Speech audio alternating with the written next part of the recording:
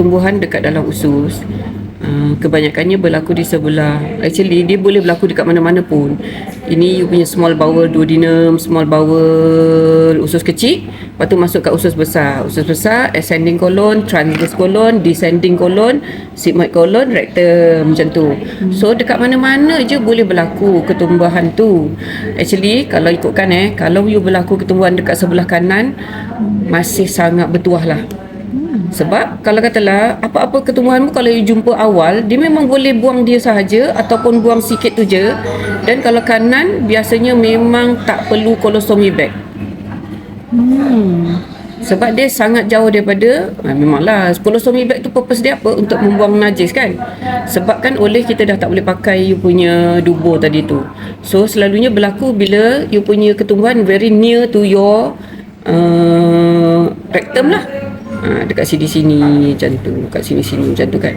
So kalau dia kecil, kalau katalah kecil, kita boleh buang kecil tu je lah. Kecil tu je. Kalau katalah dah makin besar kan susah, panjang nak kena potong. Sebab bila kita potong kan kita ada distance resection tadi tu kan. Kalau ketumbuhan dekat sini, kita masih ada satu distance. Kita nak ada safe zone tadi tu. Sebab kalau kita rapat sangat, mungkin ada lagi cancer cell kat sini yang kita tak terpotong. Kan kita tujuan kita potong tu kan memang kita nak buang the whole cancer cell tu. Cancer yang growth tu. So that kita boleh bela yang sehat-sehat ni je.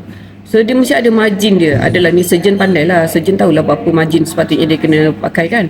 So lepas dah potong, sambunglah balik ni. Cik, sambung balik. Ni sini, jumpalah kat sini, sambung balik. Kalau boleh sambung, dubur masih boleh pakai dan boleh tutup. Kalau dubur tak boleh pakai, kat sini lah kita pakai bag. Susah ke prosedur ni? Ataupun dia adalah common prosedur?